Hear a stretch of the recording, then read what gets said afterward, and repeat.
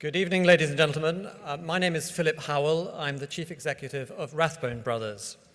And this is our third joint debate with the Spectator. And we are really enjoying our partnership with them in this series of debates. Now, our first debate focused on Brexit. And we watched opinion change amongst an audience of over 2,000 people in the Palladium in front of our eyes. Such was the debate. Our second, only a couple of months ago, addressed the question, is party politics broken? And after a lot of debate, it concluded not. Witnessing the spectacle of the US election, perhaps we should be rerunning that debate now. But now we're on to the race for the White House. Last time I welcomed you, I explained Rathbone's affiliation with the subject via a 2-minute, I promise you, Andrew, 2-minute history lesson. My challenge is to do that again today. So here it is in 3 250-year shifts. It all started in 1492. I don't have time to remind you of that. And colonization of America really began. By 1600, the colonist population was growing rapidly, tobacco farming had started, and in 1619, the slave trade began. Skip forward 250 years from 1492, and you land on 1742. A very significant year. The colonist population by then had reached 3 million people, but tempers were flaring in protest at British rule and an ever-increasing taxation to pay for British wars. But in 1742, it was another important year because Rathbones was born in Liverpool. Initially, timber merchants, the company grew strongly into a major shipping agent, trade financier, and ship owner, plying much of its trade with America and giving passage to countless families bound for the New World. But significantly, as Quakers, the Rathbones were vehemently against slavery and played a leading role in the abolition of slave trade in 1833. More of that in a minute.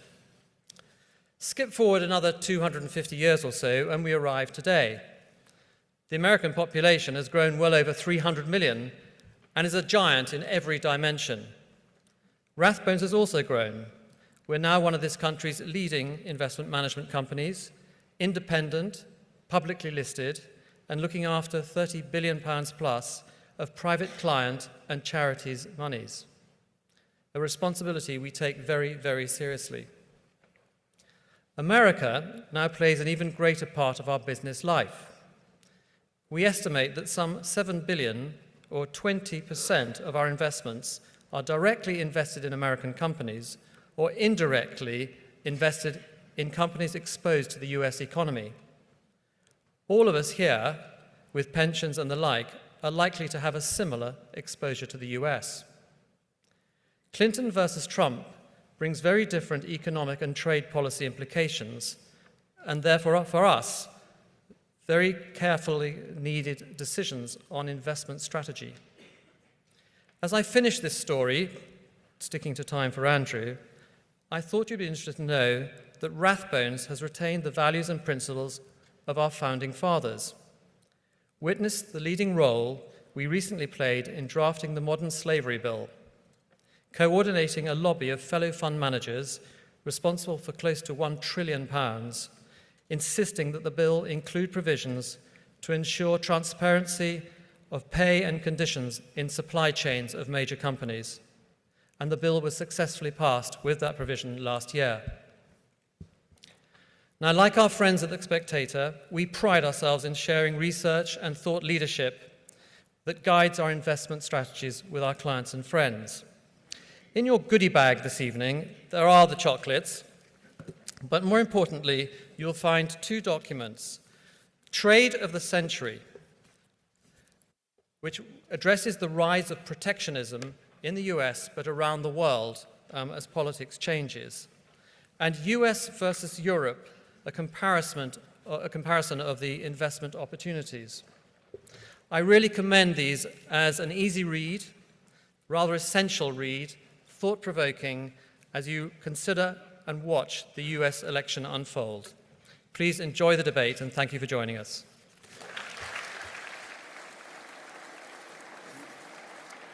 Philip Howell, ladies and gentlemen. Good evening on behalf of The Spectator. My name is Andrew Neil. I'm going to be chairing tonight's debate. Let me welcome you all on behalf of our magazine. As Philip said, each chair should have a goodie bag. It's got a copy of the latest edition of The Spectator, a special subscription offer of 12 issues for £12, and a beautiful free Parker pen.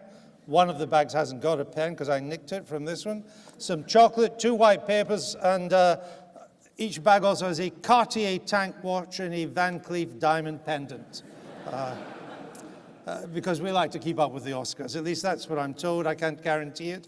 Feel free to tweet as you see tonight's debate continue. The network here is CHCC Guest, CHCC Guest. The password is Autumn 2016 with a capital A. It is a case specific, as we say in the trade. Twitter is #SpecUSA and @Spectator Events. We have assembled 6 speakers here tonight. 3 for Mr. Trump, 3 for Mrs. Clinton. Each will make their opening remarks from the lectern for up to 6 minutes. After 5 minutes, I will simply let them know they have 1 minute to go. I will be ruthless on the 6 minutes because I want to be fair. We will then debate among ourselves, and we will then throw it open to you. Hold on to this card because before 9 o'clock, you will get a chance to vote for Clinton, Trump, or undecided. I think it's rather unfair if we put undecided in. We should make your minds up, but that's how we're going to do it. So, to tonight's debaters. For Mrs. Clinton as next President of the United States, we have Gideon Rachman, Chief Foreign Affairs Commentator for the Financial Times. It's good to see, after an extended period of bereavement, that Financial Times journalists are now out and about after the June the 23rd vote, and that they have somehow overcome their grief. We have Robert Ravelli, the UK chair of Democrats Abroad, and indeed Democrats Abroad takes part in the presidential primary for the Democrats and was represented at the Philadelphia Convention. And Bonnie Greer, playwright, author, critic from the United States, but longtime resident of the United Kingdom, and I believe Bonnie now a citizen of the United Kingdom, is it? There we go. I could vote for Labour. There we go. And for Mr. Trump, we have Conrad Black, author and biographer, former proprietor of Telegraph newspapers here in London, but more importantly, former proprietor of the Spectator magazine. Robert Emmett Tyrrell is the founder and editor-in-chief of American Spectator. No relationship to the Spectator. I think they just nicked it along with the 13 colonies. And thirdly, for Mr. Trump, Taki, known only as Taki to everybody, despite a long second name of Greek origin, famous for many things, some we can't mention in a family environment, but most important of all, famous for the Spectator's longest running, in fact it started just after the relief of Maffican, High Life column. A welcome to our debaters.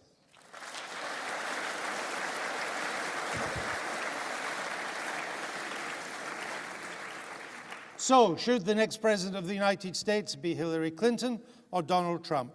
Please welcome Conrad Black to open for Donald Trump. Conrad.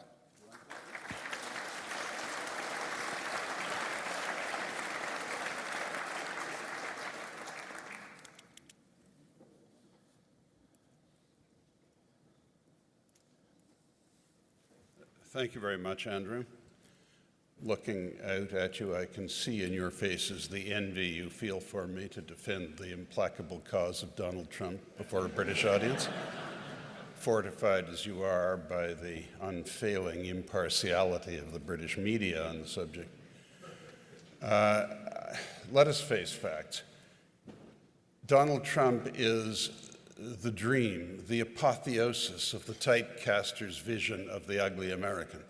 He is the American braggart, the boor, the boastful person, the unsportsmanlike competitor at Wimbledon or the noisy and irritating Philistine at a great European tourist site.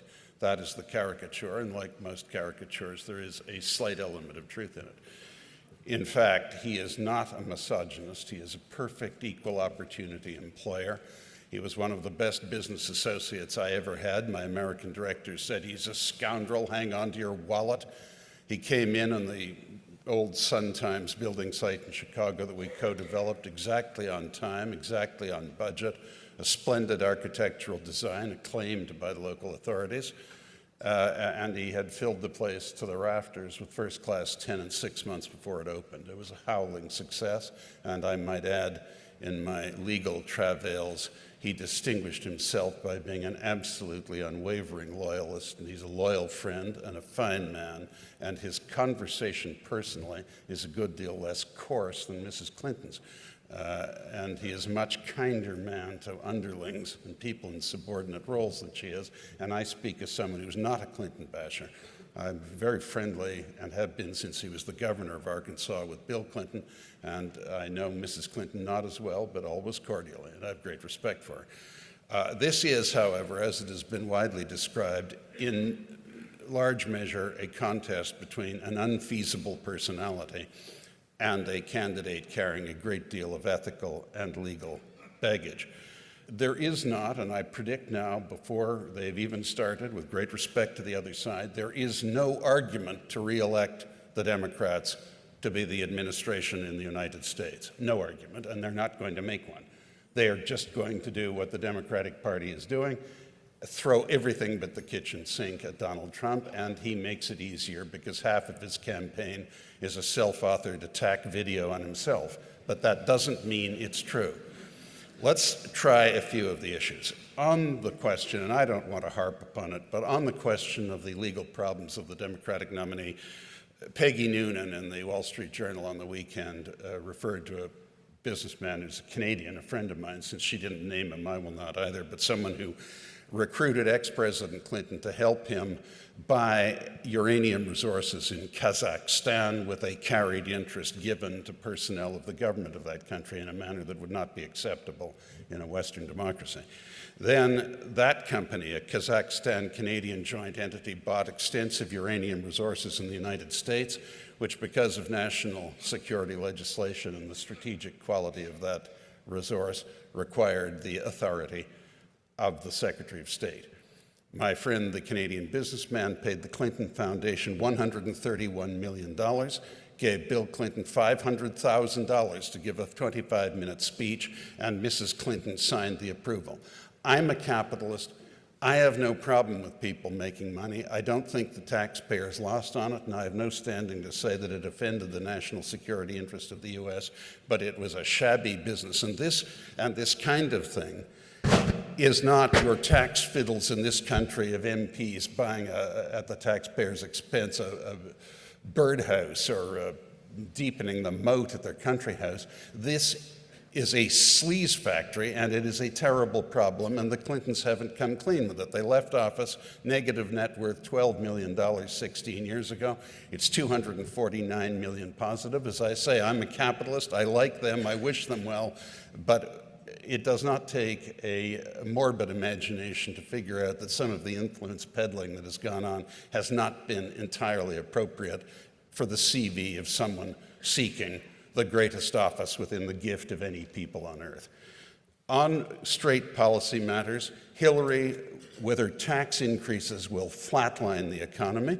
Donald is the only one who is proposing not only general tax reductions, particularly at the lower end, but to take away a lot of the preferments that the wealthy have. It's a great and complicated problem, wealth inequality, and this is the only candidate in this race who has any approach to it at all, of at least a start on this very important issue.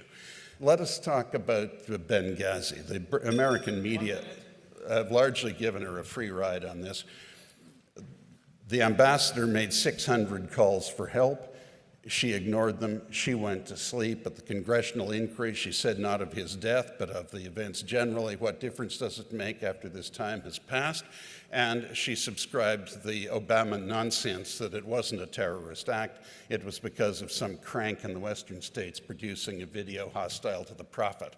And she gave her speech to the Muslims of the world apologizing. The ambassador was murdered. She slept, and she apologized to the Muslims of the world.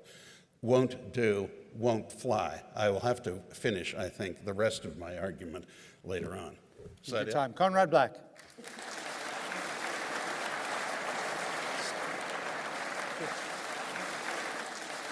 Please welcome Chief Foreign Affairs Commentator of the Financial Times to open for Hillary Clinton as the next president, Gideon Rachman.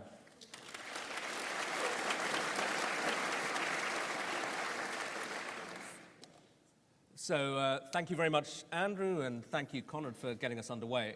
Conrad, you were absolutely right about one thing, which is that I'm not going to talk much about Hillary Clinton because it seems to me this election is all about Donald Trump and his radical unfitness to be president of the United States. It would be a disaster for America and a disaster for the world if somebody like Trump were to be elected president. So frankly, I would vote for another living, breathing person with a pulse. And that's not a quote from me. That quote is from Mel Martinez, who's a former chairman of the Republican National Committee. And I anticipated that Conrad would, and the others would say that a lot of the stuff that you're hearing about Trump is because you're sitting in London, it's all the ugly liberal British media who are slagging this guy off. So let me give you a few more quotes from fellow Republicans about this man who has hijacked one of the great parties of the Western world. Senator Lindsey Graham from South Carolina says of Donald Trump, he's a race-baiting, xenophobic bigot. Bobby Jindal, the Republican governor of Louisiana, says he's a madman who must be stopped.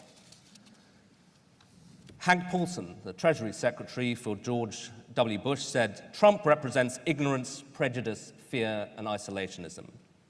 Mitt Romney, the last Republican candidate for the presidency, and a real Republican, a man who was Republican governor of Massachusetts, says of Trump, he's a phony, he's a fraud, his promises are as worthless as a degree from Trump University.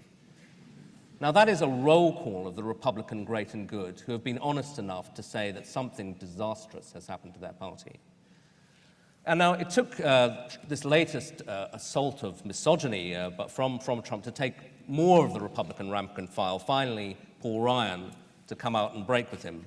But one has to ask, for the people who've waited this long, what took so long? Because well before the misogyny, we knew about the race baiting, we knew about the insults to prisoners of war, to people like John McCain. For him to say that McCain is not a war hero when he himself got a draft deferment because of bone spurs in his feet is just absurd.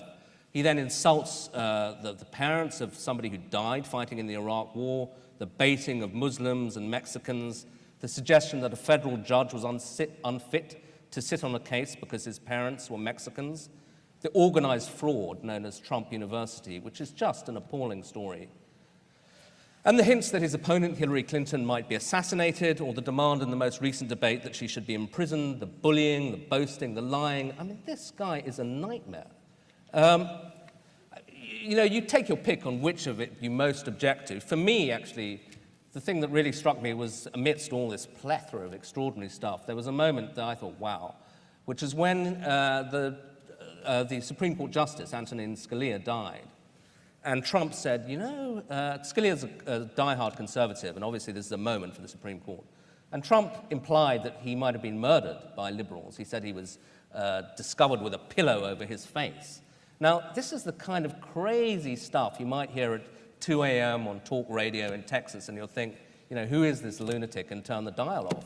But this is not a lunatic talking at 2 a.m. in Texas. It's the Republican candidate for the presidency.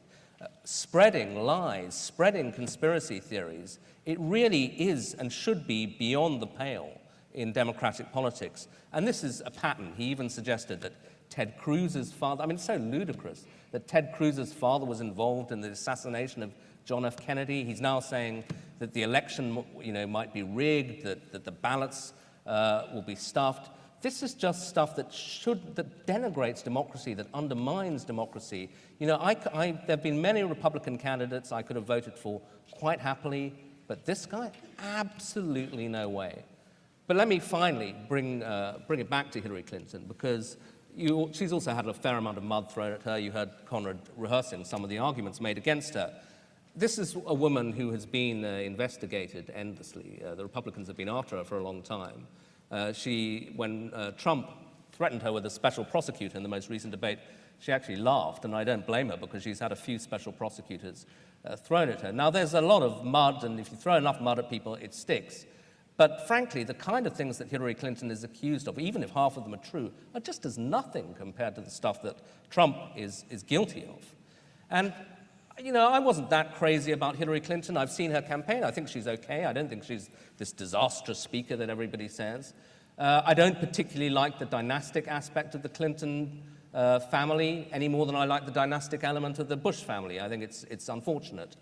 And yet, my admiration for her did actually increase during the last debate, the second debate. I don't know if you stayed up to watch it, because here she was faced with a candidate, Donald Trump, who had arraigned in the audience a bunch of women who her husband had allegedly assaulted, who had accused Bill Clinton of having assaulted them. So that is unsettling enough to have that in front of you. Then Trump threatens to imprison her, to set a special prosecutor on her.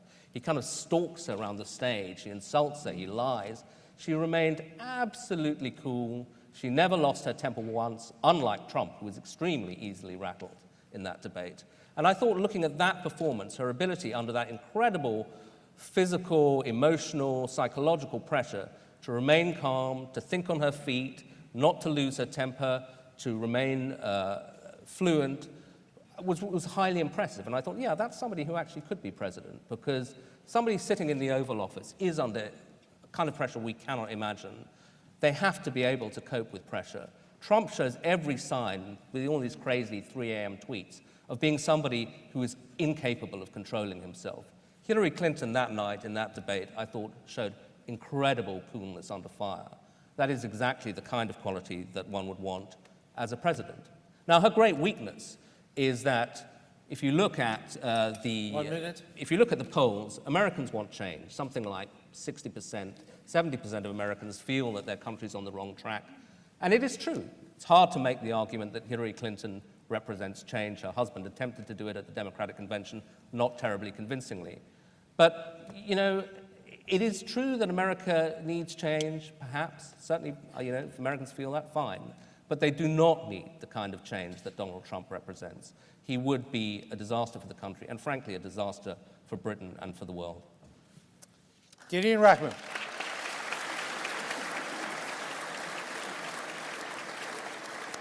Our second speaker for Donald Trump tonight is the editor-in-chief of the American Spectator. Please welcome Robert Emmett Tyrrell Jr. Robert.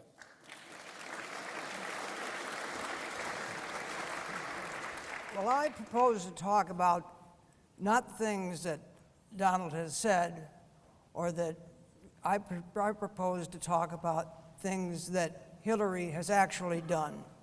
Modern-day politicians tell two types of lies. The first is BS. Other lies are more serious. Hillary tells both kinds of lies.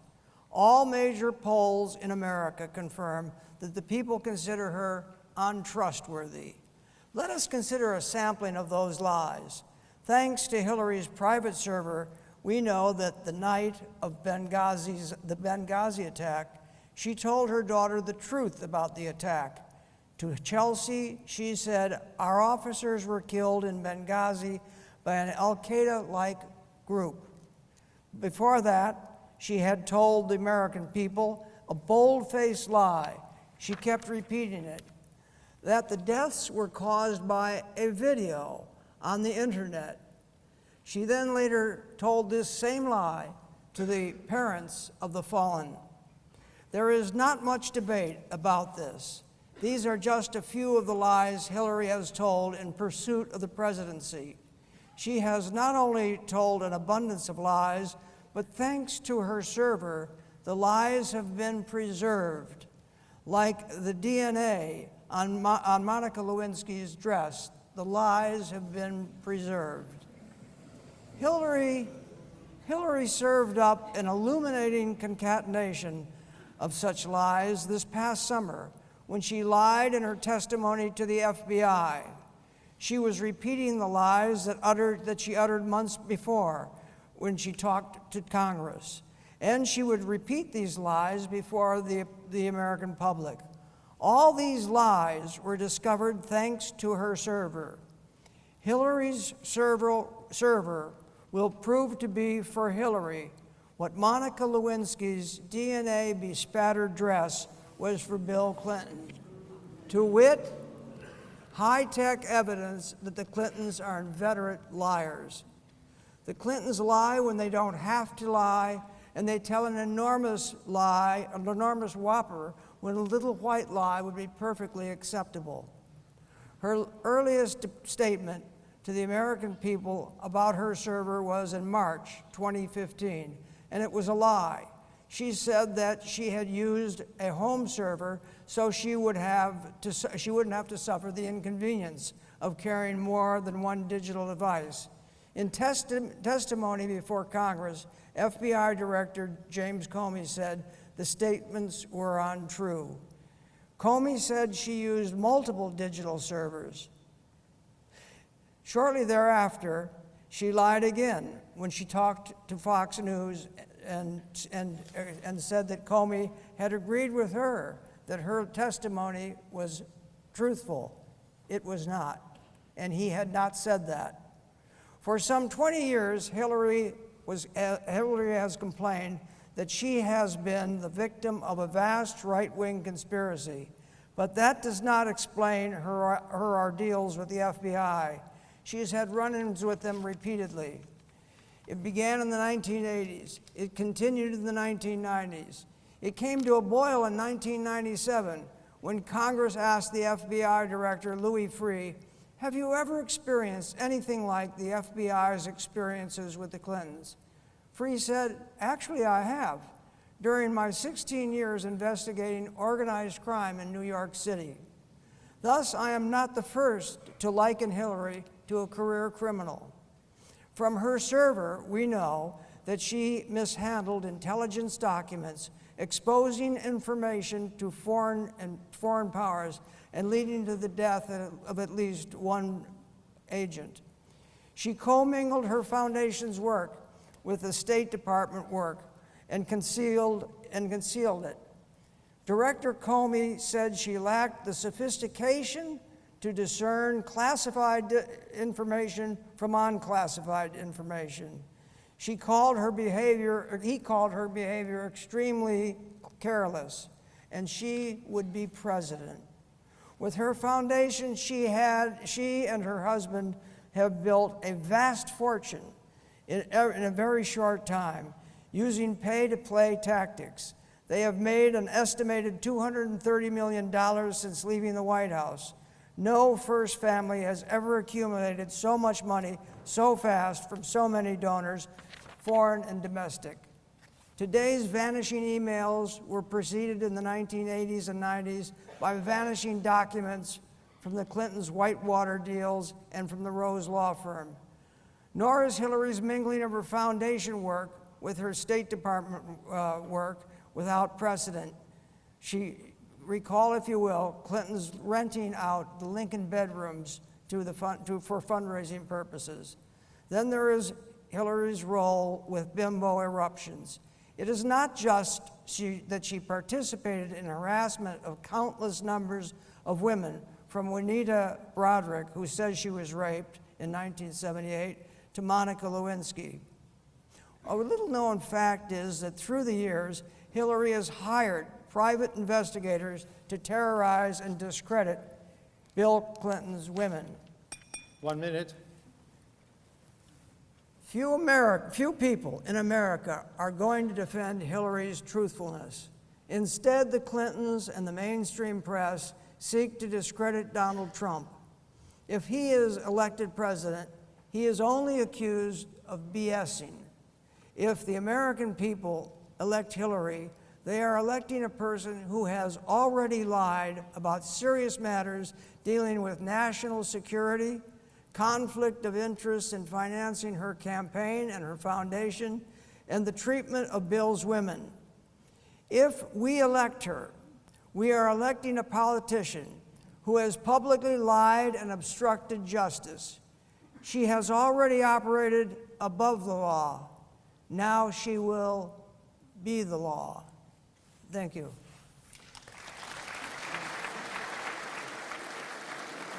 Robert Emmett Tyrrell.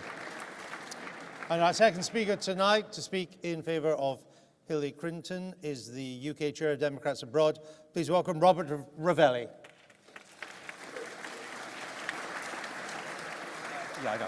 I'm going to stand up just briefly because one of my jobs as chair of Democrats Abroad is to make sure every American living here in the UK gets their absentee ballot in and votes on November 8th for Hillary Clinton. So I'm going to ask any of you who are Americans who can vote here in the UK to raise your hand and make sure that you get your vote in on November the 8th, and you go to votefromabroad.org and find out what state you're in and get your vote in, because it's not too late to get your absentee ballots in. So that's all I wanted to say about that. But I don't know how many people here in the audience are American citizens, but by all means, make sure you get out and vote.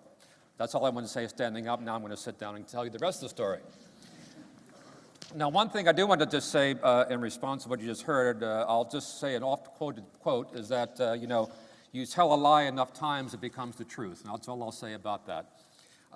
Let's just say in the beginning that I'm a city planner by training. I look at the big picture. I'm all about strategic thinking. And let's go back to history. Let's go back to 2000 when Bill Clinton left office. We had a deficit, a surplus. We had a surplus in the U.S. of $236 billion.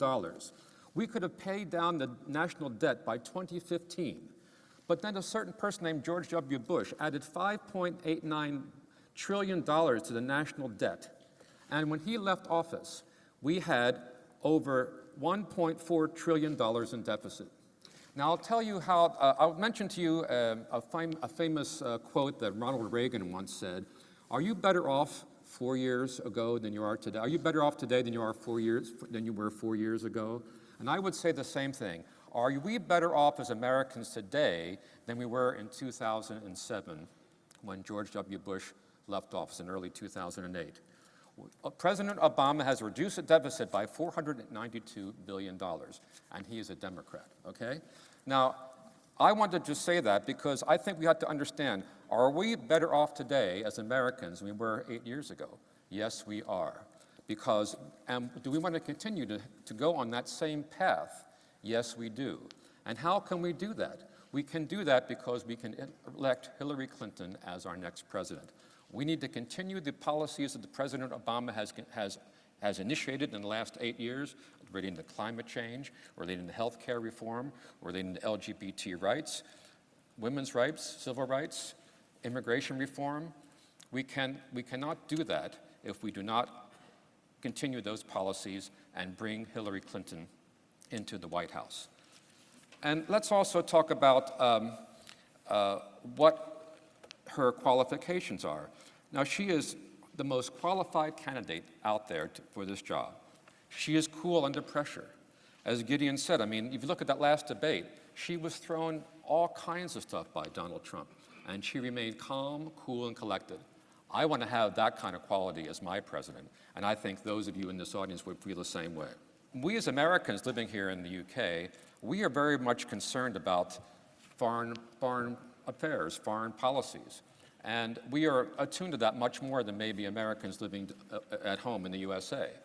And we have someone in Hillary Clinton who has the experience and the understanding of foreign affairs and foreign diplomacy. She has met with leaders.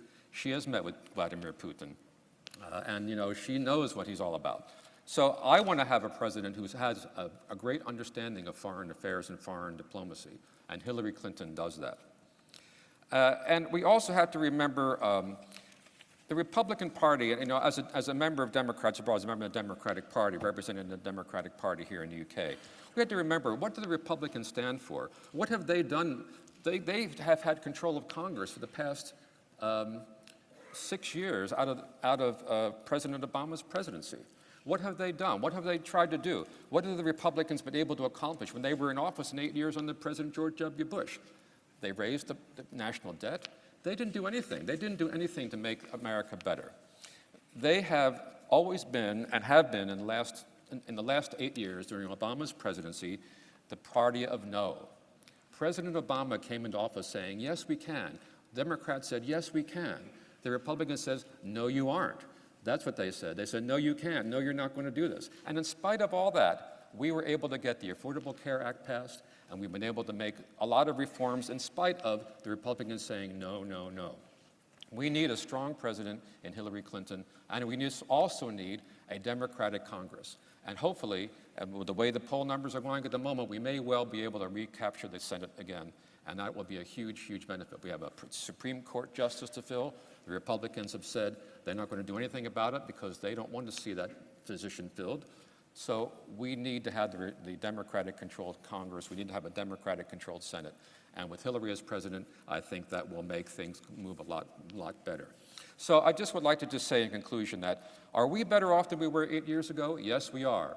Do we want to make sure we continue to be better off? Yes, we do. And the only way we can do that is to make Hillary Clinton our president and continue the policies of President Obama and to continue the progressive work that we have already started and we need to complete. Thank you very much.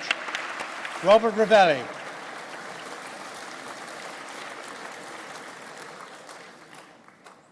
Our third speaker for Donald Trump tonight is the Spectator's High Life columnist, Taki. Please welcome Taki.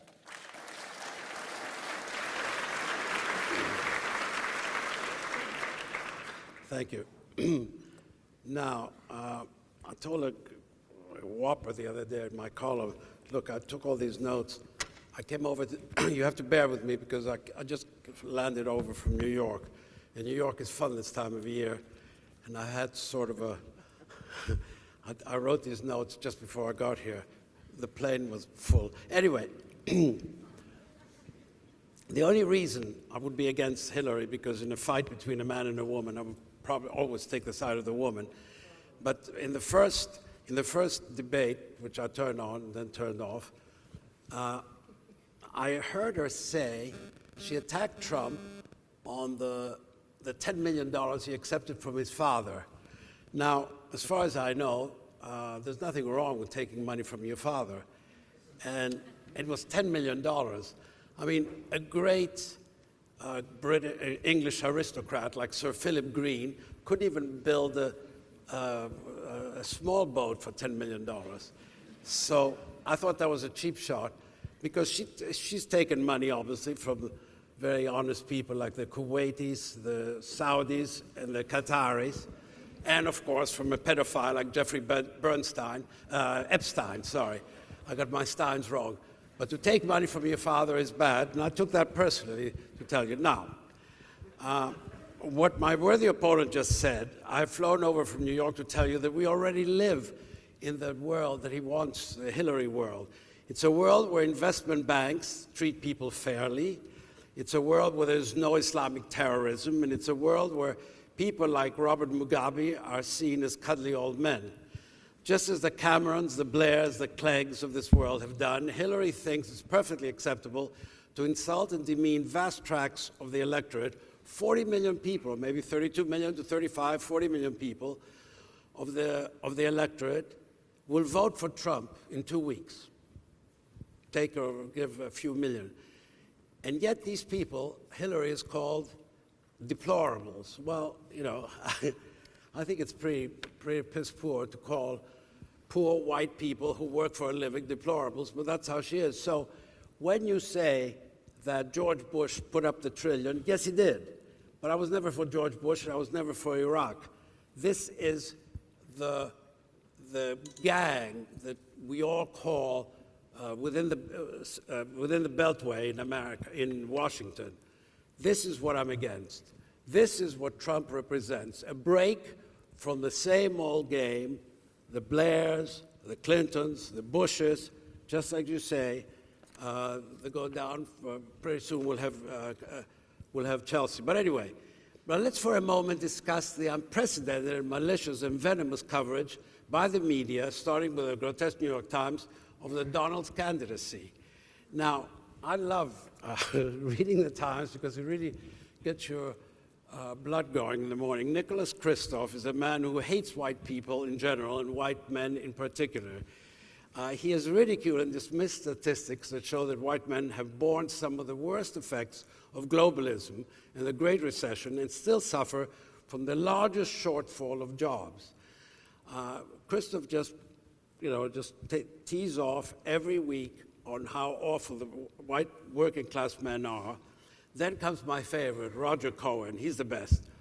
He writes in hysterical terms every week. First of all, he starts where he comes from, some shtetl in Eastern Europe. Then he goes to South Africa. Then he goes to England. Now he's in America. As if anybody gave a flying you-know-what where he comes from.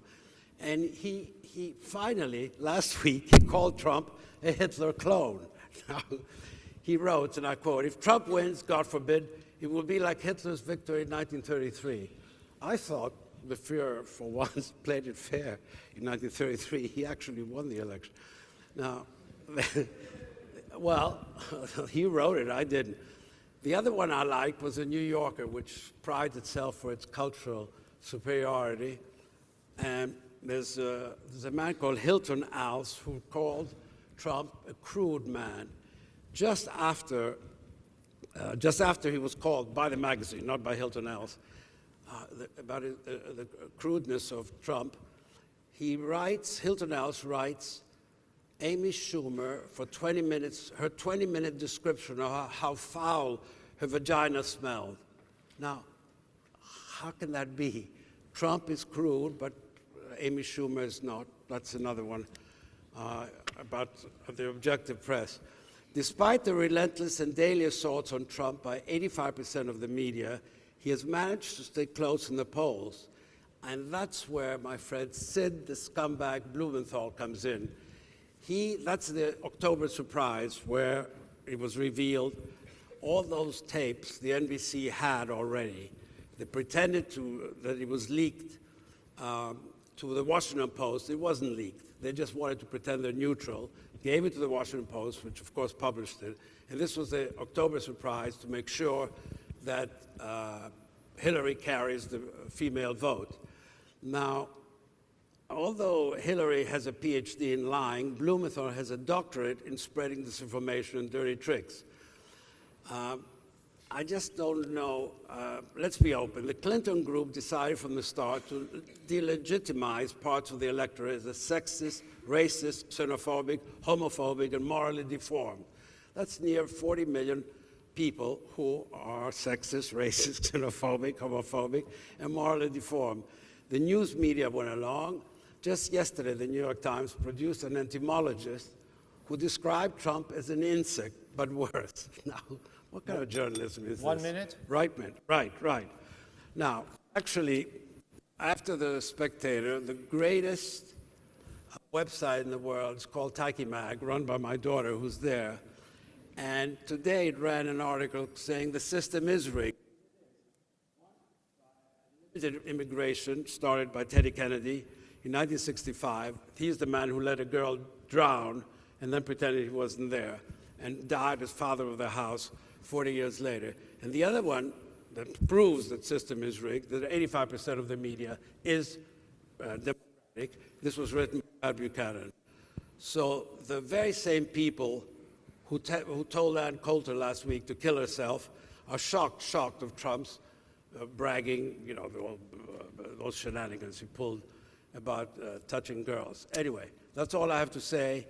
The system is rigged, and if you want to change, vote for Trump. Thank you. And that was Taki. Our third speaker for Hillary Clinton tonight is playwright, author, and critic Bonnie Greer.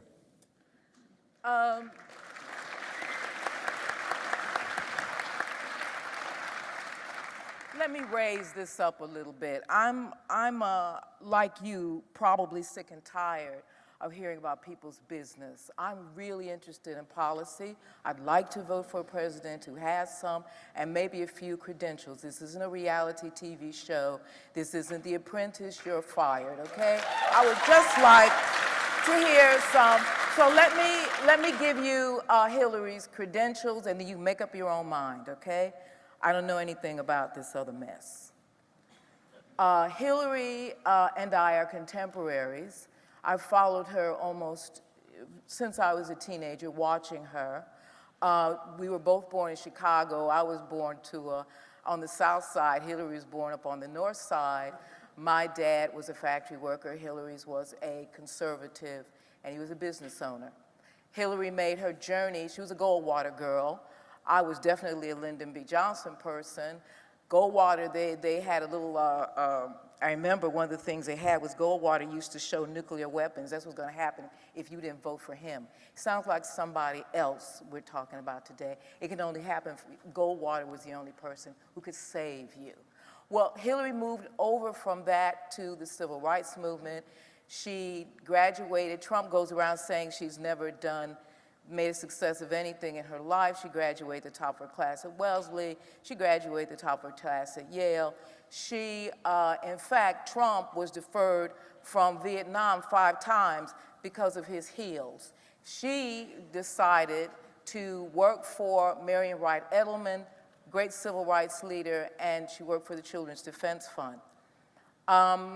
You can all look at Hillary's CV and make up your mind if you like, but she has been elected to office twice. She's a United States Senator, she was First Lady of the United States, and she was Secretary of State, Foreign Secretary, 112 trips in person to meet and to bring the United States to other countries as opposed to the way it sometimes often is. She has been elected, there are 100 books written about her, a lot of them written by people who don't like her, but she has 100 books written about her, and she has also been at the top of most admired women's lists until about 2015 when she decided to run for office.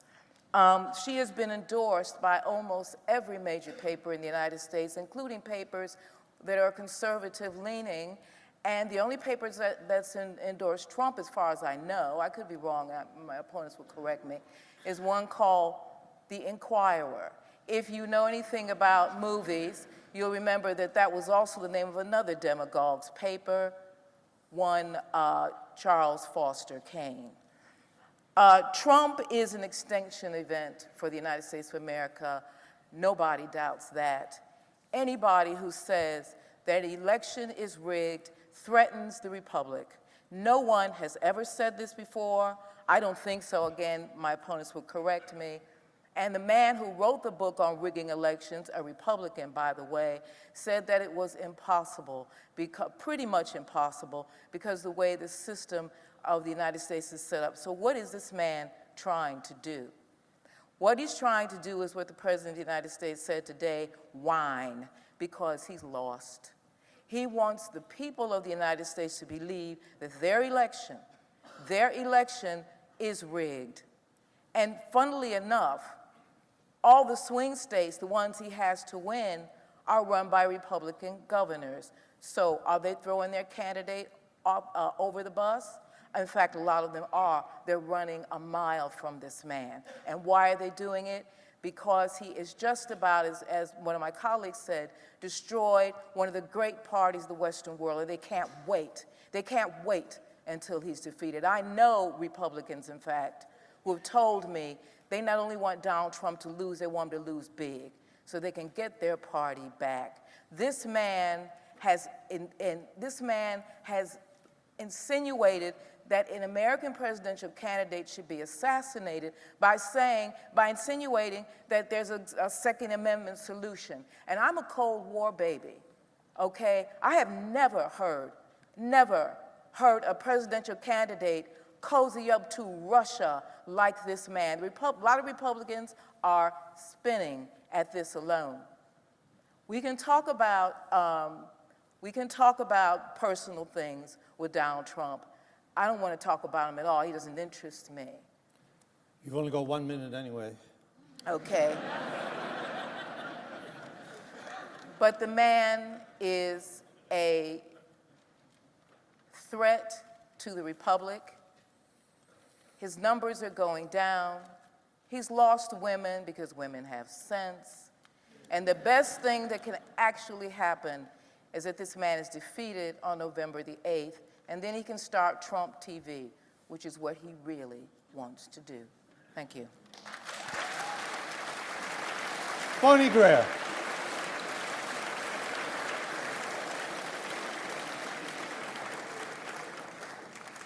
Conrad Black, Taki's speech was devoted to attacking journalists who support Hillary Clinton.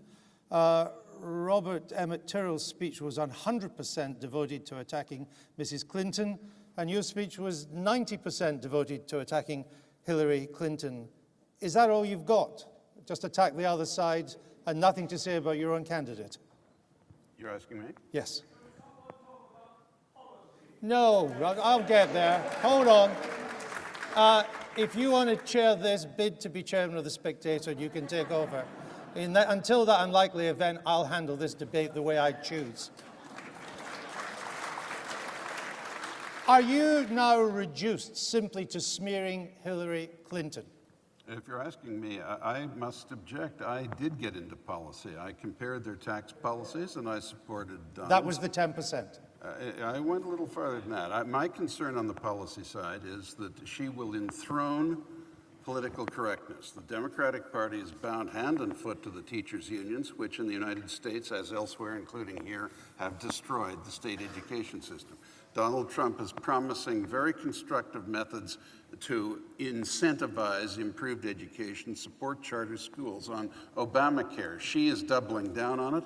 He wants cross-state, interstate competition. He is making sensible proposals for reducing the present situation where medicine as a subject, as an item, accounts for $3,000 more per capita in the United States than it does in other advanced, flourishing democracies where medical care is more generalized. He is calling for universal health care.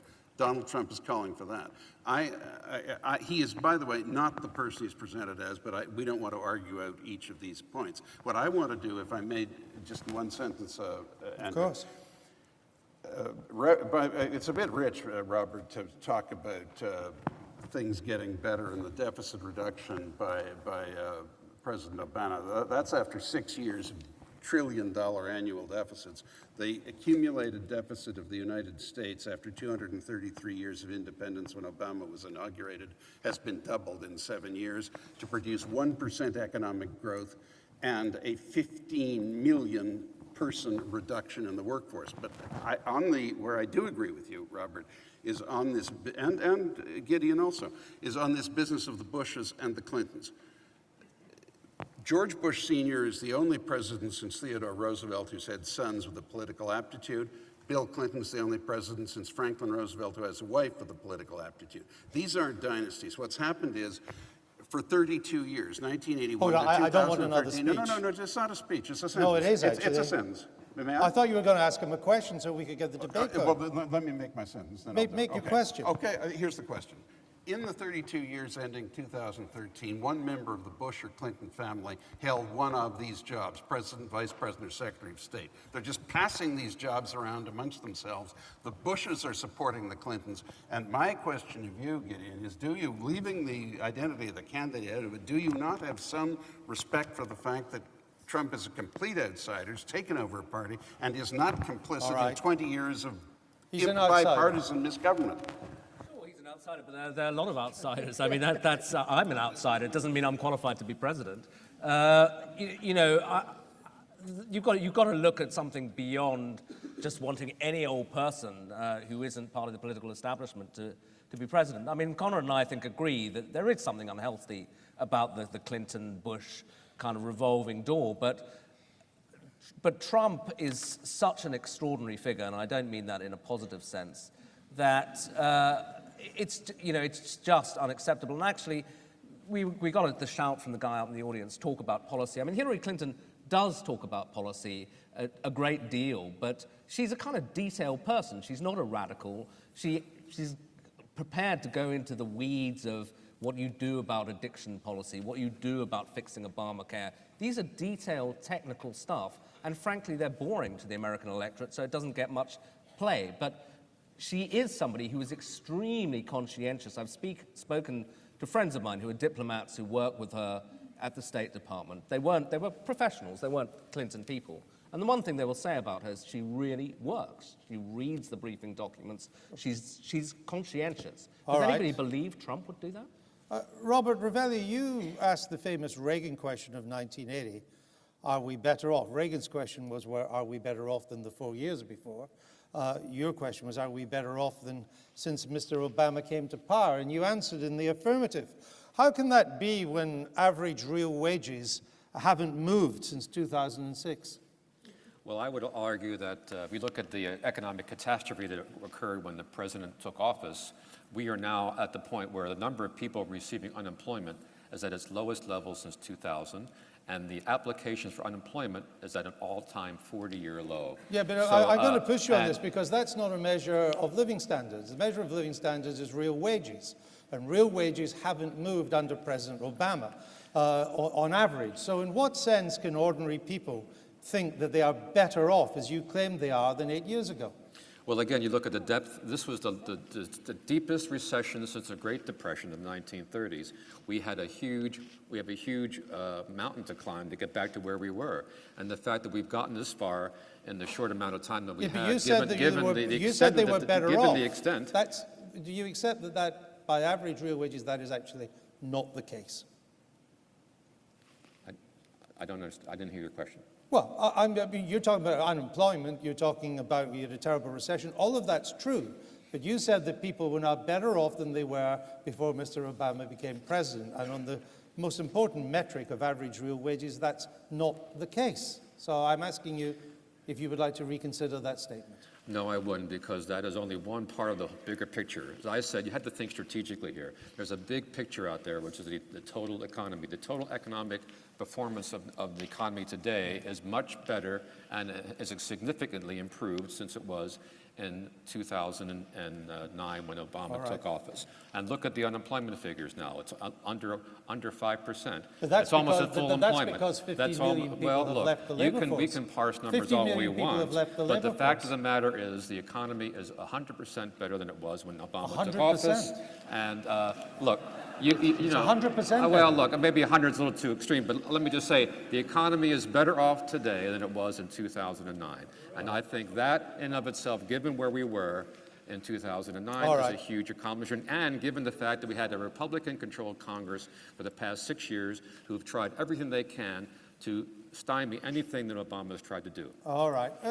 Robert Emmett, Tyrrell, the hallmarks of modern republicanism have been a belief in limited government and strong foreign policy, particularly strong defense against the Russians. In what sense in either of these ways is Donald Trump a Republican? Well, I'm interested in that the Democrats have suddenly become so anti-Russian. I wish they were with us during the Cold War. As the war went on, they steadily became less and less on our side. Donald Trump has only been in politics for a year and a half. He's had some things to learn, it seems to me. I frankly disagree with him on the Iraq War, but I agree with him on so many other things that's why I favor Donald Trump. I favor him because he's for cutting taxes.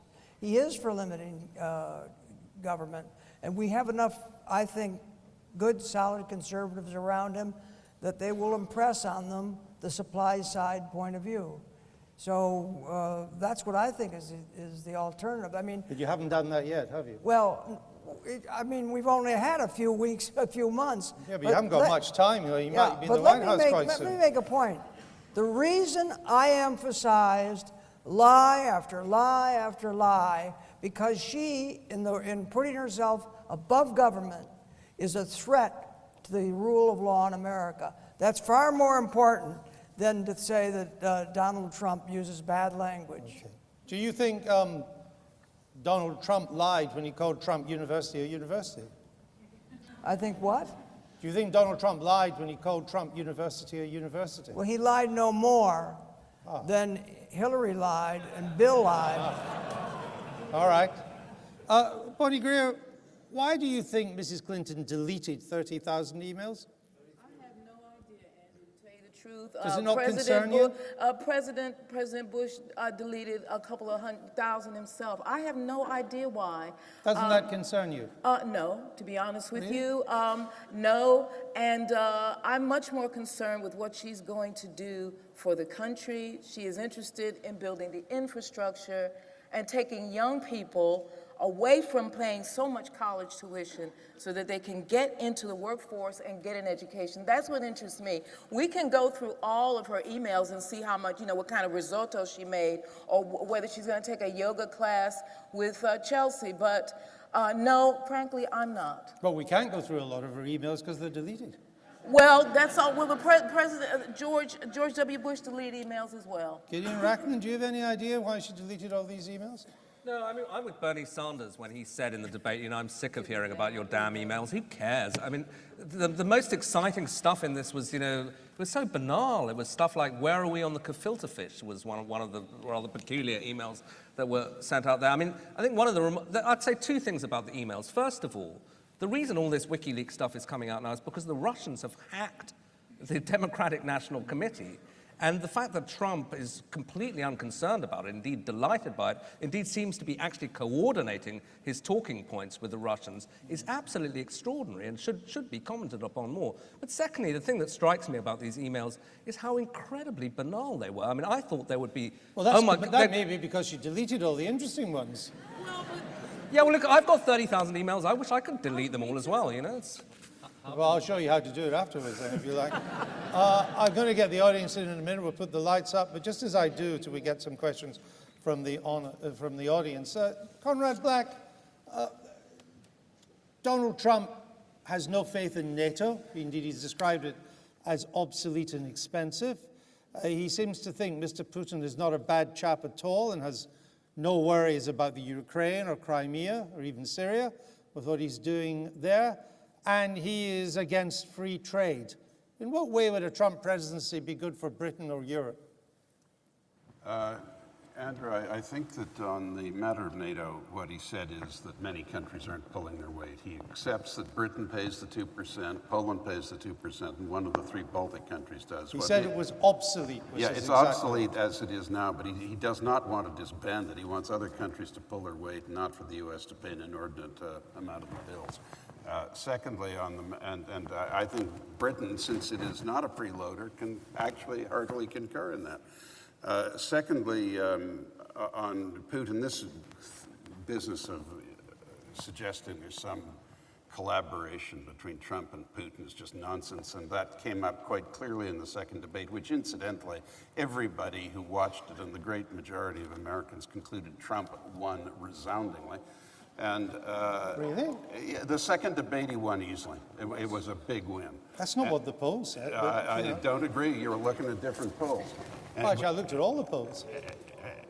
And on free trade, his concern is with unfair trade. For example, when he attacks NAFTA, he makes it clear he has no complaint with Canada's participation because it's a close trade balance. But he's against the Pacific Trade Agreement, and he's against the transatlantic trade agreement. He's against trade agreements that he thinks are bound. No, can I answer your question? That he thinks are bound to import unemployment into the United States.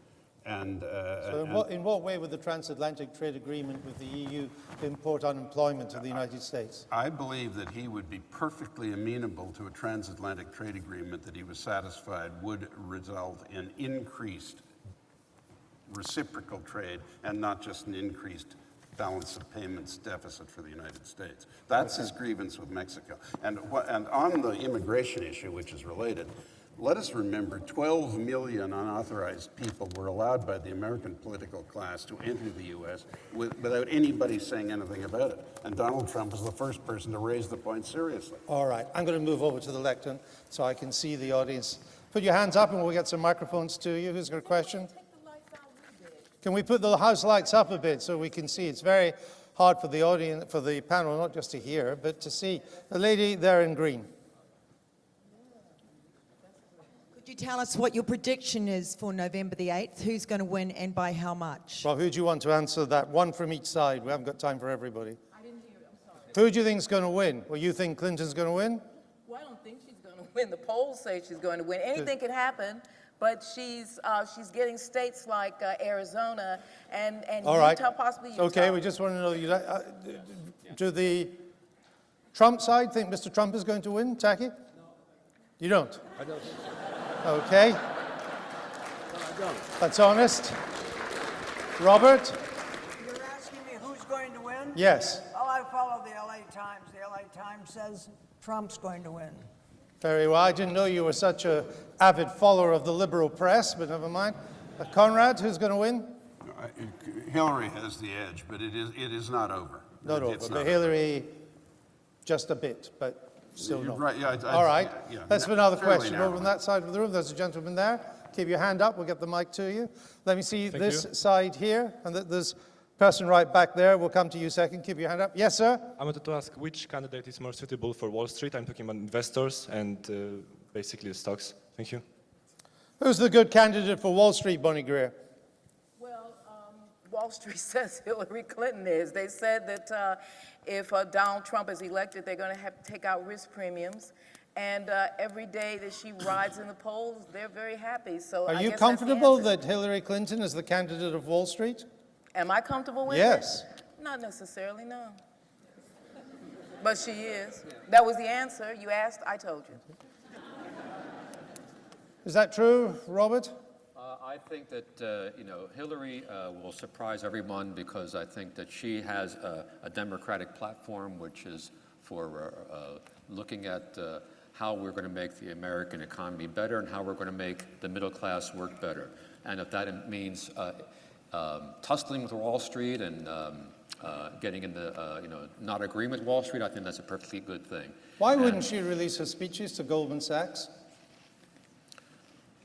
They They already did it. So Yeah. Yeah, but that wasn't my point. They But turned out to be completely innocuous, actually. So. were they innocuous? Yeah, pretty well. Well, Tell me, what was the worst thing in them? well, I would suggest that for somebody who was forced to take an anti-free trade position under pressure from Bernie Sanders, she seemed pretty sympathetic to free trade in her behind closed-door speeches. Sure, but we kind of knew that. And in fact, if you look at the Democratic Party platform, there was an argument between the Sanders camp and the Hillary camp. The Sanders camp wanted them to say absolutely no way to TPP.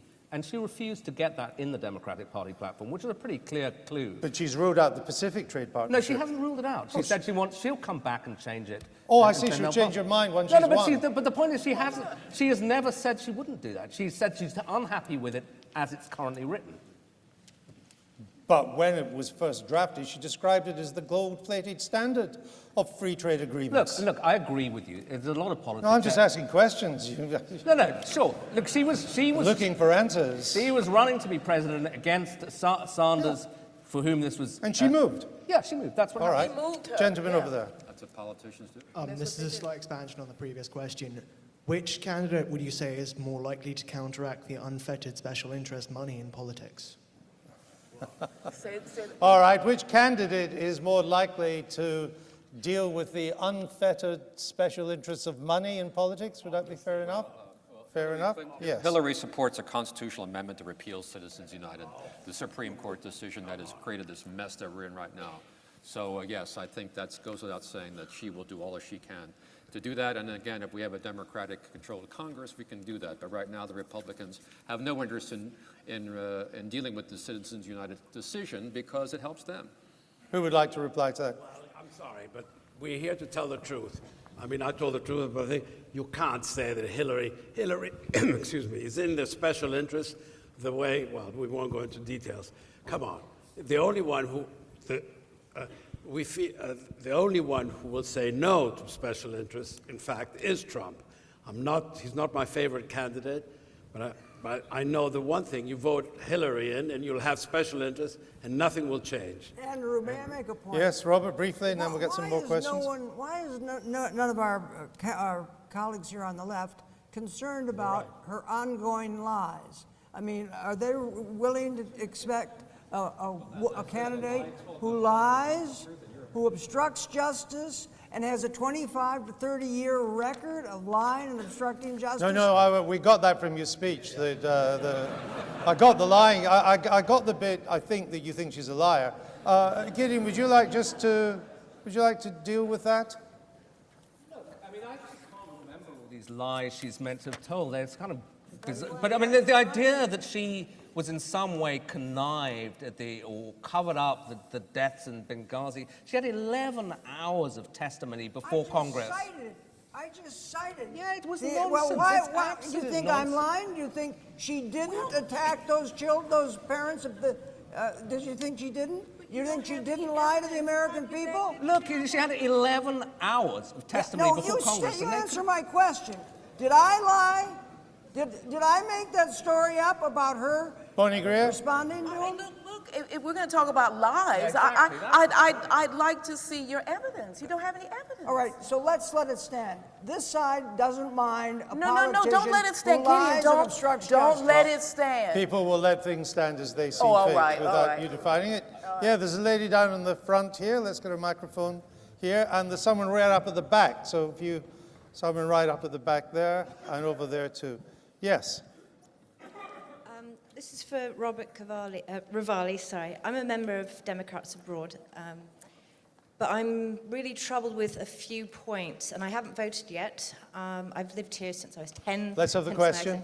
I campaign for children's rights, and I'm very concerned about Danny Lee Williams. Do you know who I'm talking about? The illegitimate son of Bill Clinton. And there's been a complete ban in the US press about him. And then the other point is, and I mean, so much for Black Lives Matters. I mean, he's been completely ignored. Why does Hillary Clinton not recognize him? I mean, are we in the Victorian age? And also, all right? Haiti. No, I think we've got some more people, so that'll have to do you. Is this true? You never heard, first I've heard of it, first I've heard of it. This is a new one? News Well, to me. it is a strange election, so lots of things you are know, being said. Gentleman there with his hand up. Yeah, keep it up. We'll get it. No, further back, further back. There's a gentleman right there at the back. Keep your hand up. We'll get a mic to you as well. Sorry, on. can I ask the Quite panel- hard to see you. The light's right in my face. Sorry, can I just ask the panelists which candidate you think will be most favourable to United Kingdom outside Brexit in terms of trade agreements and foreign affairs? Gideon Rachman, who will be most favourable? Well, Trump has said that he will do a trade deal with Britain, and I think, I mean, one of my fears is that the Tory party, because they're kind of desperate to have anybody do a trade deal, will be tempted to say, well, I mean, okay. Because they're very keen. Is that happier? Are you happier with that? Keen to do a trade deal with anybody, that they will be tempted to go down that route with Trump. But I'd be very wary about whether he can actually deliver, because in fact, if you talk to the US Trade Office at the moment, it's very hard for them to do anything until we're actually out of the EU, and indeed until we've signed a new deal with the EU, because they don't know what they're getting until they know what kind of access they get to the EU. But if Trump wanted to do a trade deal, a Trump presidency wanted to do a trade deal with the UK, what would be wrong with that? I wouldn't have a problem with that. My problem is something else. Okay. Conrad, who would be best for the UK? I'm not going to be partisan. I think they'd both be perfectly good for the UK. What I would object to is the suggestion that Donald, the day of his inauguration, would commence the end of the world. The fact is, he's the only reformer in this race. He self-financed his campaign, basically. He's running against the Washington sleaze factory that the co-incumbency, co-regency of the Bushes and the Clintons have built up. And he would be a good thing for everybody. But Hillary they'll both be perfectly adequate foreign policy presidents, I think. All right, let me go up to the cheap seats. Hello. And the young lady, yes, what's your question? This is me. Hi, great. So because I think so much of this election is for most people the lesser of two evils, I'd like to ask to each side, what do you consider would be the worst case scenario in 2 years' time if the other candidate were elected? Wow, all right. Who would you like to ask that to on the Clinton side?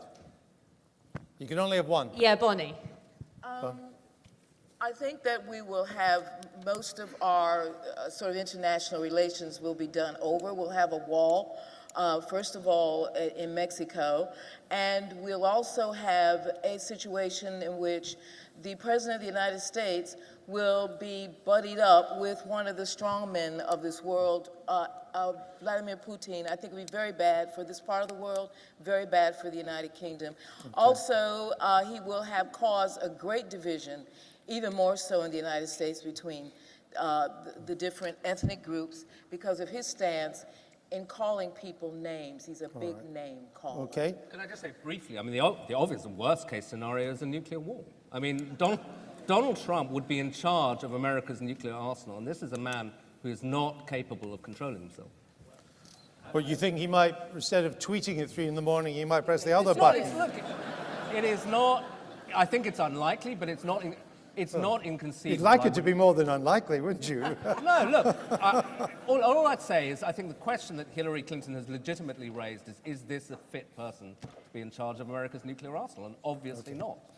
Conrad Black, 2 years into a Clinton presidency, the British government knows Hillary Clinton probably better than any other incoming potential president in modern history. The Foreign Office knows her, Downing Street knows her, the Treasury knows her. She's known by the British political establishment on the left and the right. What damage could she do to Britain or the West in 2 years? Again, I think both candidates would take a foreign policy that was midway between George W.'s trigger-happy irresponsibility and Barack Obama's sort of pixie-like idealism, telling America's allies and enemies to change places. I think the biggest damage from Hillary would be that she would feel bound to abide by and not really seriously verify or provide deterrence for the performance of this awful agreement with Iran that she secretly opposed but has had to go along with in order to have Obama's support for her candidacy. All right. Taki, briefly, and I get some more questions in. By the way, just before who's got the mic? We got 2 mics. Right, we'll come to you in a minute. Don't go away. Quickly, Taki. Interventionism and nation building. If Hillary comes in 2 years, she'll start intervening, and nation building. She'll continue the way the Bush presidency. Exactly. Was. All right. Yes. Hi. This is maybe a bit of a sweeping question to We'll be the judge of that. Taki, Robert, Conrad, and maybe you, actually. As a woman, obviously, I know we've skimmed over Pussygate, etc., but I'm concerned about women's issues, and I would like to have, if I was American, to have a leader that I would feel that would respect me in a personal conversation if that was ever to happen. So, did you ask any women to be on the Trump side, and what are your views on the Trump side, so Robert, Taki, and Conrad, on, apart from Pussygate, on his views on abortion, on his views on LGBT rights and women's rights in general? Thanks. Are you comfortable, Conrad Black, that you are supporting a candidate that boasted, not just locker room talk, but boasted about sexual attacks on women? No, of course not. Of course not. But the fact is, I have known him socially for a long time. He doesn't talk like that, and he doesn't act like that. Now, I didn't hear all of the question because of the acoustics, but I'm not going to say, and I doubt if anyone else on this, either side of this panel will say, that Donald makes a better woman than Hillary. He doesn't. And if what you want is a woman president as an elevation of women's status in the world, I perfectly understand that. And there's only one candidate in the race will do it for you. But that Donald's a misogynist, rubbish. That he doesn't promote women absolutely equally with men in his company, rubbish. That he speaks disrespectfully of them or coarsely, ever, rubbish. He never swears. He never. Well, hold on, we have him on tape boasting about grabbing the genitals of women. In which way would you not file that under disrespect, if not actually criminality? No, wait a minute. You're talking about the Billy Bush thing from 11 years ago? Yeah. What are you talking about? I'm talking about the Bush tape. Yeah, well, no, you can't say anything good about that. He's apologized for it. You should accept his apology. Well, would you prefer the Kennedys, who actually grab women? He bragged about it, which was ridiculous. And, I think I've ever done that in my life. But would you prefer the Kennedys, who got away with 40 years of abusing women? I'm going to come to Bonnie Greer, but I would put the point to you. that if we had known that about JFK in 1960... We knew about Teddy Kennedy. Well, he didn't win. And it's unlikely that he would have won the 1960 presidential election, which he only won by a hair's breadth anyway. With help from Daley in Chicago. Greer? Let me be Trump's campaign manager, because Kellyanne Conway, the one he's got, doesn't seem to actually know how to handle him. And to your question, when that tape came out, there were a lot of women traumatized by it. Now, I think almost every woman in this room has had an experience, whether she's very young or whatever, of something inappropriate happening, either it was funny or whatever.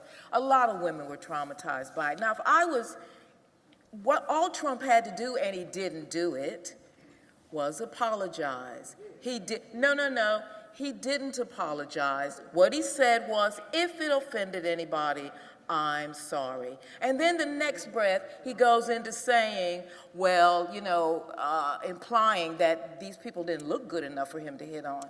That doesn't actually wash when you got an electorate that's 53% female. That's why he's losing his numbers with women. Women don't like that. And he's not being very smart, because this is a change election. He's a lousy candidate. Right, let me get a few more questions in. There's a lady over there we go to. Keep your hand up, please. And let me get another question there. There's another lady there with her hand up, too. Yes. Which candidate's most likely to start a war? Taki, which candidate is most likely to start a war? By far Hillary. By far Hillary. Trump is more of an isolationist. By far Hillary. Any idea on who this war will be with? It'll have something to do with the Middle East. Very well. All right, which candidates get in? You're right about foreign affairs. She is more interventionist, and in a sense, I agree with Taki. I think she will take a tougher line in the Middle East. She probably will get an escalation, at least a no-fly zone in Syria.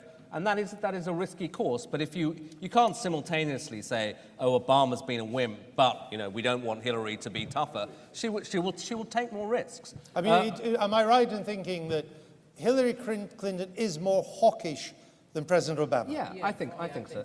I mean, we know a bit about the debates now inside the Obama administration. We know that, for example, on whether there should be a no-fly zone over Syria, she wanted one. In 2012, she was in favor of that. Yeah, she was in favor. Obama was against. We know that she was in favor of wanting to supply arms to the Ukrainians. Obama was against. So these are, they have debates, and in the end, Obama's instinct was different from hers. All right. But I would argue that, briefly, the American people have seen the results of going into foreign wars where we shouldn't have been in Iraq and Afghanistan, and it's the American people who will say, and that's part of why I think the president did not do as much as maybe he could have in terms of intervening in a lot of these places, because we saw that our intervention doesn't necessarily mean it's going to work out for the best. So I don't think Hillary is going to suddenly rush into these places. I think it's a shift in the dial. I don't think it's like a subtle shift. I don't think it's going to be suddenly, it's going to be a Didn't George Mrs. W. Clinton Bush vote again. to go into Iraq? Yes, she did. And she didn't vote for the surge. So she did vote for the Iraq, but she didn't vote for the surge. And the surge was the bit that worked. Yeah, the second. Well, she didn't vote for it. All right, who else has got the mic? We're almost coming to an end here. How are we with the vote counting, which we've been doing? Long to go? Where are they all? Yes, who's got the mic? Yes. Yeah. My question is simply that a lot of the candidates have said that Trump isn't their favorite candidate, and the Republican Party isn't without talent, so why do they think that Trump has ended up being the nominee if he's clearly not everyone's favorite? Because he wiped everybody out. He wiped everybody out in the primaries.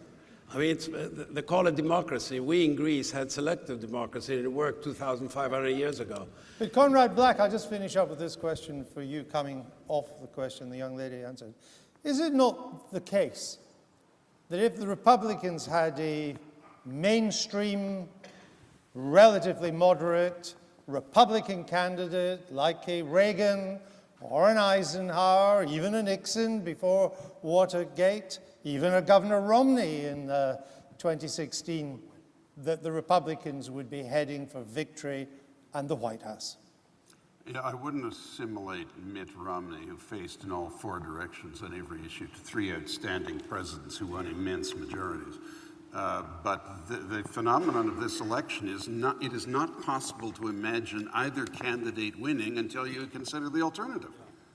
Yes, a middle-of-the-road, credible Republican would wipe the floor with Hillary, and she's going to have, at best, quite a close race with Donald, and Sanders is out of the question. But if you put a traditional Democrat, a JFK, LBJ Democrat, and I share your admiration for LBJ, Bonnie. I always admired him, and I represented Canada at the convention that nominated him. But if someone like that would never mind cleaning up Donald, they'd clean up almost any Republican.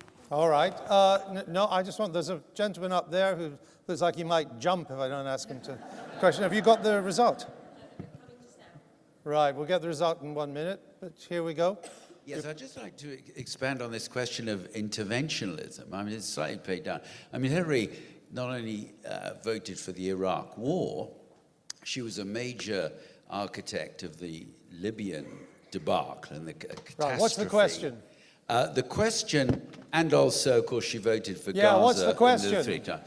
Well, I mean, otherwise you can jump. The question is, do you not think that Trump would be a far less interventionist president than Clinton, and more likely to not lead us into the Middle Eastern catastrophe? I think we just answered that. They've already gone through that. Well, you just talked about Iraq, not all the other stuff. Well, no, they were talking in general about that. But please don't jump. The safety net's not up. Right, another question, one more question. The gentleman there. We got a microphone. No, you're running away from... He's back up that way.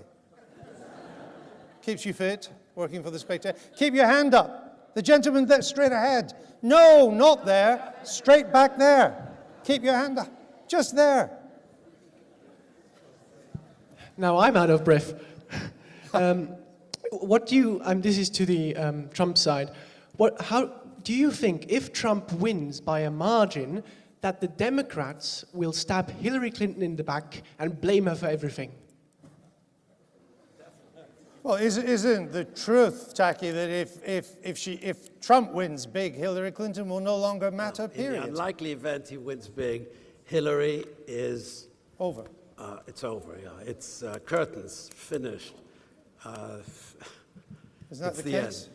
She'll go to jail. We're running out of decent questions here, you know. I can tell you. There's a lady here at the front. If you could keep your hand up, we'll get a microphone to you. There's so many of you here tonight, and we've got slow counters. Hi, I just have a question with respect if Hillary Clinton is elected president. What do you think she will do to reach out and reconcile with the 40 million Americans that she's denominated as deplorables? Good question. Now we've got a good question. This is a problem, Robert, because these are people that she's called deplorables. A lot of them, of course, come from Democratic voting families in the past. And how does she reach out to them, given that even if the Senate goes Democrat this time, it will almost certainly go back to the Republicans in 2018, when you've got 20-odd seats up and you'll lose them midterm. How does she reach out across the aisle to people that basically hate her? Well, I mean, there's some people you're never going to change their mind no matter what you do, and that's the nature of politics. And some people will never support Hillary no matter what she does or what she says. But I go back to a more basic question: is what have the Republicans done to earn that kind of support from the people that Trump is getting now? And the reason that they are... No, excuse me, let me interrupt, because you're now answering an entirely different question. And that shows disrespect to our audience here. She asked, how will Mrs. Clinton reach out to the 45 million people who voted for someone, as she regards, and many people will regard as so extreme, as Donald Trump? How does she reach out? Well, the way she does it is to provide a better economic opportunities for those people who feel they're left out of the economic benefits of the country. And I think a lot of the people who are enamored with Trump are people who feel that that somehow they have been passed by the government. And yet, it's the very Republicans who have tried everything that they can to shut the government down and to keep the government from doing anything at all. But she wasn't asking about Republican politicians. Yeah, but at the end of the day, that makes difference. How do you think she should do it? First of all, she was misquoted. She called many, she used the word many and she said most. That doesn't take away from what she said, but that is what she said. It was a pretty stupid thing to say. It was a stupid thing to say. She said it behind closed doors and she was at a fundraiser. It was dumb. But I think what she can do and what these people are crying out to and what Trump is answering, he's not answering, he's standing there pretending to answer, is that these people are in the deindustrialized Rust Belts. They're in what's called flyover cities. These people need to be listened to. They need to be heard. The best thing that she can do for them is to do what she's going to set out to do, is bring jobs back, also repair the infrastructure, and let them have back again their dignity, because these are people who feel that they have worked for the American dream, and it is for them, it seems to have slipped away. She's got to speak to those people. She comes from a father who worked with his hands in his small business. She understands that. She's not the daughter of a rich man. She understands it. If she can get back there, if she can do it, then I think she can speak to those people, because I would imagine the majority of them are open. Thank you. Thank you for answering the question. In my job, it doesn't happen very often. So that brings us to the end of our debate. In fact, we've overrun. Such was the time it took to count all the votes, plus all the questions you wanted to ask. I hope you've enjoyed the forensic examination of macroeconomic policy, geopolitics, social policy, poverty, civil rights, free trade, and all the rest of it. On the way in, you voted before having had this debate. 274 for Mrs. Clinton, 69 for Mr. Trump, 118 undecided. Having had the vote, you have now voted 308 for Mrs. Clinton, 111 for Donald Trump, and 52 are still undecided. If it was up to this hall, Hillary Rodham Clinton would be the next president of the United States.